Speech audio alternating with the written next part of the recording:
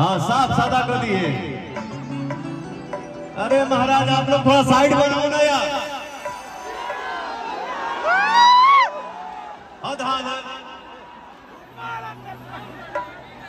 फिर फोटो ले रहे हो तो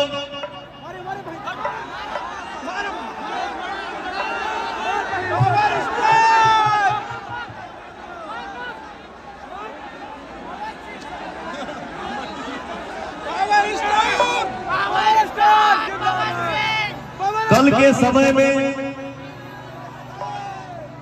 आपका बेटा आपका भाई पवनवा क्या था और उस छोटे से गांव के लड़के को उठा के आप लोगों ने आज पवन को क्या से क्या बना दिया। मैं ये चाहूंगा कल मैं यहां से निकलूं तो मैं पोस्ट करूं अपने भाइयों के साथ कि मुझे रांची शहर में इस मां के दरबार में भाइयों का क्या आशीर्वाद मिला।